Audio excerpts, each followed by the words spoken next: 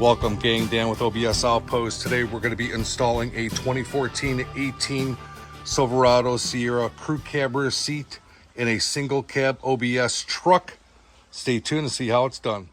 So here's the kit we're going to be using today to install this crew cab rear seat in the OBS truck, regular cab. We've got our outside sandwich plates, driver's side, passenger's side. We got a center riser bracket. This is all 7-gauge steel, laser cut, CNC formed, TIG welded, hardened, threaded, pressed-in inserts, and the hardware is 10.9 metric, 10mm metric bolts. We also have our 6 nut plates we're going to be using as well. Same type of threaded, hardened, threaded insert on that as well. Let's go ahead and get this in the truck and show you how it gets installed. Okay, so once the seat's removed, I went ahead and I laid out all our mounts. We got our passenger side sandwich plates, center mount, driver's side sandwich plates, our bag of nut plates, and all the hardware we're gonna need. First thing we want to do is remove this cover right here. This exposes where the body mount bolts are at. You're just going to use a flat blade screwdriver. It's going to pry up. I've already done mine, so it comes out pretty easy. You can see the body mount right there. That's where these sandwich plates are going to go to fill this gap to create this mount right here for the driver's and passenger's side rear mount. So in the kit, you're going to have some long bolts and short bolts. What you want to do is you want to grab a long bolt and take it and thread it. Put the sandwich plates together like this so the nuts are on the bottom side. Sandwich them together and pick a hole. This one seems to work good up here. Just loosely light it in, separate them. And then what you want to do is drop the plate inside.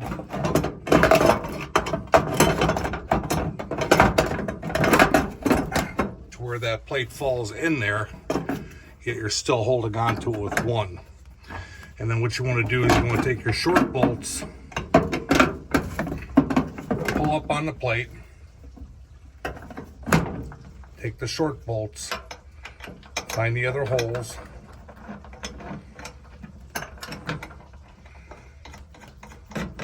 start capturing the other.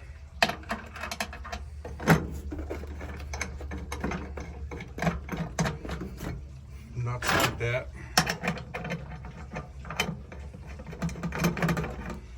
Take your long one out, replace it with a short. And then what you want to do is, before you start cranking down these things, you can get them finger tight. And the idea is for this plate to sit in there, into that recessed area, so that it's perfectly snug. Once you got it snug,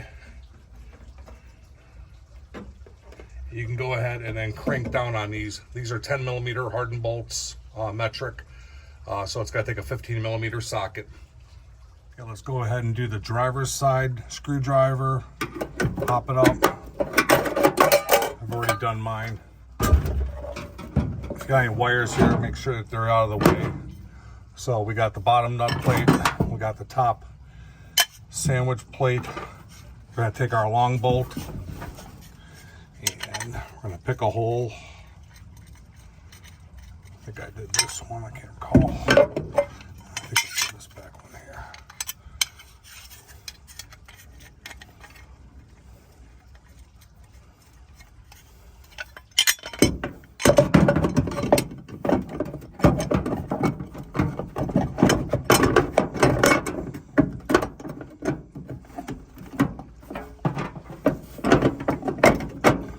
You can see the holes coming through there.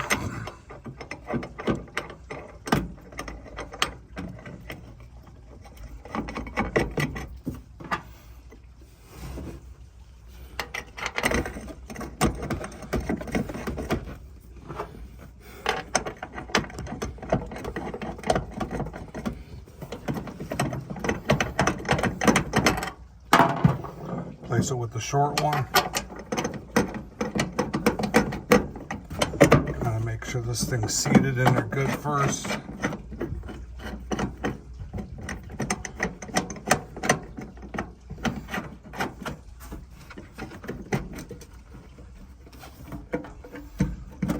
kind of roll your hand around this edge here and make sure this is somewhat flush all the way around. It's going to be raised up just a hair, but you can tell if it's sitting, you know, awkward or not. You want to make sure it's sitting as flush inside that recess as possible.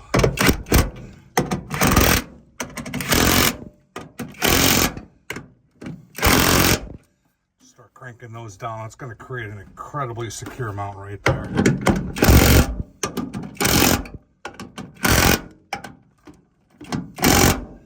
That's good enough. Let's move on to our center mount.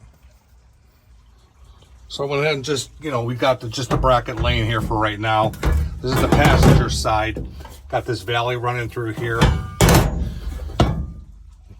This has got a self-clenching nut on the bottom. We're just gonna let it just lay there for right now, about right there. We're gonna go ahead and take the seat apart, two 10mm bolts to do that, and then we're gonna install one side at a time. So set the seat in there. Basically just started with this side over here, threading this one in here first. Used the small bolt, the big washer, and did the same with this one over here. All this is just finger tight right now. Let's see. And I'm gonna leave it that way until we get the other side installed. Okay, so I got the driver's 60 side on. This is the time you're going to want to take those factory bolts and reinstall them, those 10mm you took out.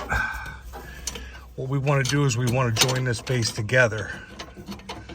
So you got one here and one up here. I don't know if you can see it or not up here. We're going to re-bolt this bracket together. We want to get this snugged up first, so we make sure that that's 100% square before we start tightening down these bolts back here.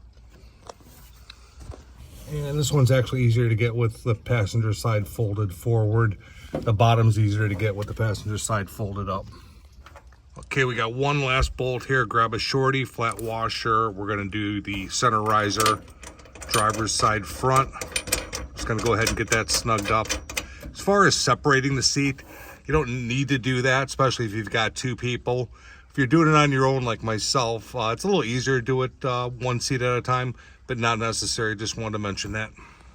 So before we start marking our holes, we want to make sure we're centered and squared. How we do this, I'll take a nut plate and I want to be able to make sure I can slide it between the seat belt and this bracket. That's why I removed the plastics before we got started. If one side is shifted this way or that way too much, you're going to be off-centered. You want to make sure you have equal distance between the seat belts on both sides. And then we want to make sure we're square. How we do that? We want to make sure that all our brackets are as far back to the wall as they can go. And then that way, we're not going to have any gaps. This reveal right here is going to be identical from front to back. And same thing with the back cushion as well. Okay, that looks good. For me, I find it easiest to do all the marking from underneath.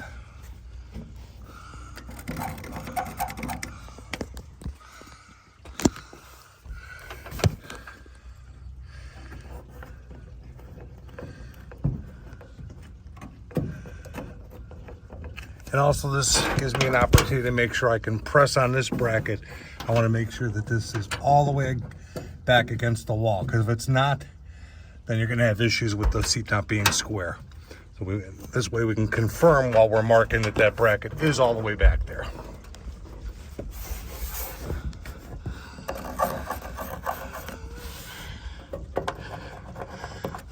And then I'll go ahead and do that one over there.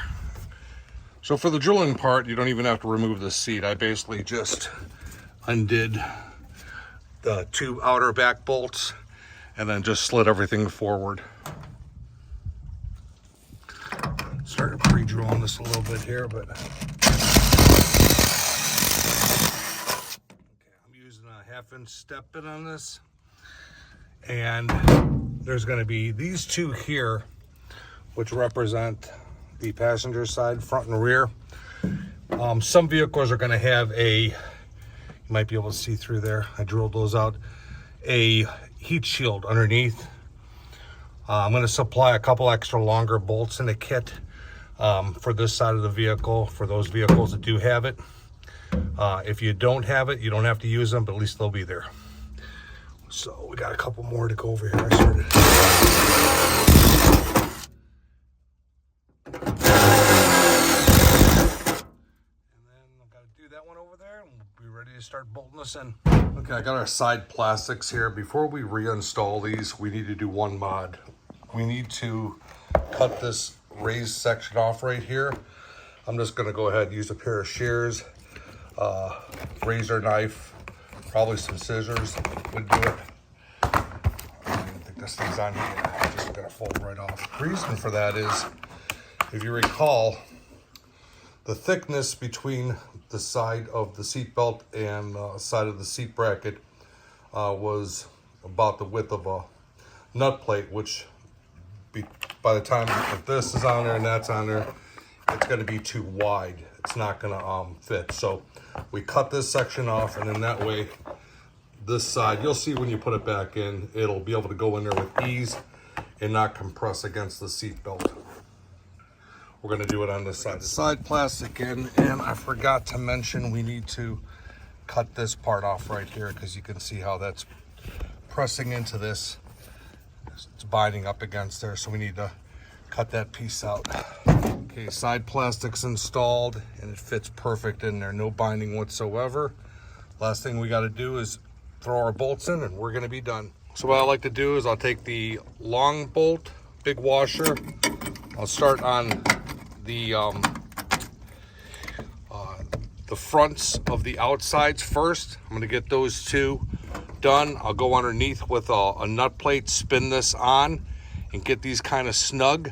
And then I'm going to go ahead and focus in on the... All right, if you followed my instructions up to this point, your outer nut plates are going to land right here perfectly, right next to the existing seatbelt bolt nut plate. This is the outer passenger side. The outer driver's side will look the same. Okay, this is underneath. This is the heat shield I was talking about. So for the guys with the heat shield, you're not going to be able to probably get nut plates on this. That's okay. This is double metal. I'll go ahead and I'll include some flanged nuts for those. You will be able to get the nut plates on these. Typically, you can thread these in on your own with a bolt drop through. If you got a second person to press down at, it makes it a little bit easier. So one thing I want to mention, it's kind of a pro tip. Obviously, I'm doing this with no carpeting in it, and it makes it a lot easier. I do recommend at least pulling the carpeting back to do this. When you push the carpeting back before you start reinstalling your brackets here, what you want to do is, I've got a carpet installation video, but what I do is I use a soldering iron, and I go up from underneath and I cauterize the holes from where you drilled. Just go up underneath the vehicle spot where you're going to have these 4 holes here, and then obviously the 2 outer ones as well. And that way you'll be able to have a nice clean hole after your carpet's reinstalled. And then for this part back here that sticks up, you could probably do the same thing, or just use like a razor knife to cut a slit in the carpeting for that jog right there. And then that way you pull the carpeting back over it, slide it on, and it'll be a nice clean install. All right, I finished tightening all the bolts to the brackets and reinstalled the factory seat belt buckles. And you can see they work absolutely perfect with this seat. We're gonna go over a couple benefits of doing this swap. As you've seen throughout the video, the seat backs will fold forward, giving you a ton of space back there for audio equipment, subs. The fronts will also come up forward, so if you want to do like a cool sub box down here, some additional storage, you could do that. One thing I haven't talked about is these brackets back here. They're really not necessary. They're really just tack welded in. I'm going to probably go ahead and cut mine off. It'll allow this seat to go back just, there's not much of a gap back there right now, but I feel like This is probably going to cause some noise, some vibration. I'm going to go ahead and get this one cut off. And then, so about 30 seconds with the Sawzall blade, cut through those welds. No problem. I did undo this fabric right here, flipped it back so I wasn't cutting into it at all. But now you can see when this thing goes up, no rattle, no vibration. It's nice and quiet. You can also see how much further it's sitting back, so I'm going to go ahead and do that side as well. So one of the questions I get asked a lot is measurements on these seats. How does this seat compare to the factory seat? I went ahead and I collected some data from the original bench seat, and I'll share that with you now. Factory bench measurements, single cab.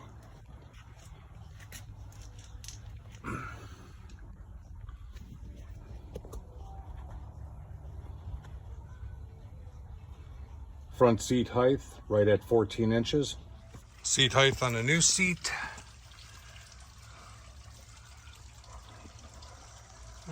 Right at 14, just under, same as factory. Distance from seat back to steering wheel, 17 inches. Back seat to front of steering wheel, a little over 18. We are finished, and this thing turned out great. This is probably one of my favorite swaps I've done so far in these OBS trucks. This seat just absolutely fits this single cab perfect.